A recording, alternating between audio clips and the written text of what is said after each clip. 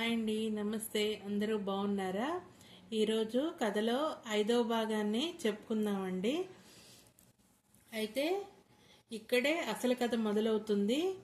హిమవంతుడికి మనస్సులో ఒక శంక వచ్చింది కదా, అసలు తన అల్లుడు ఏ కులం వాడో, ఈ కులగోత్రాలు ఏమిటో తెలియకుండా నేను పిల్లనిచ్చేసానని అతను కొంచెం మనసులో కొంచెం ఆవేదన చెందుతాడు. తర్వాత ఏంటవుతుందంటే శివపార్వతులు కైలాసం వెళ్ళిపోతారనమాట.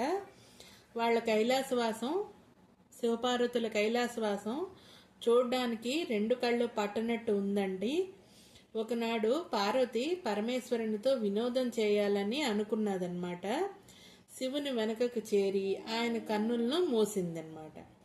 సూర్యచంద్రుల్ని నేత్రములుగా కలిగిన పరమేశ్వరుడు నేత్రములు మూతపడగానే లోకాలన్నీ అంధకారబంధురమయ్యాయి. అప్పుడు శివుడు తన 3వ నేత్రాన్ని తెరిచి లోకాలకి వెలుగు నింపాడు. జరిగిన అపరాధాన్ని తెలుసుకున్న పార్వతి సిగ్గుతో తలదించుకున్నదే పరమేశ్వరుని క్షమించమని అడిగిందనమాట.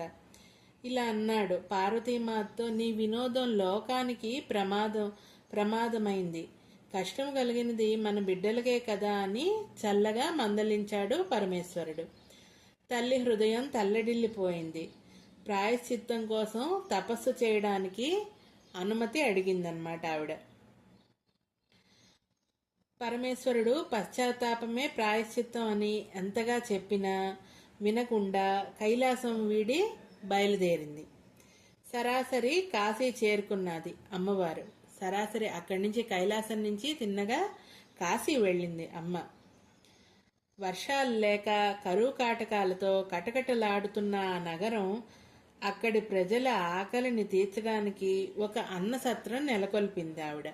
కాశీ అంతా కరువు కాటకాలు వచ్చేసి వర్షాలు లేకుండా నానా కష్టాలు పడుతున్నారు. తిండి లేకుండా, నీళ్లు లేకుండా ప్రజలు నానా కష్టాలు పడుతున్నారనమాట.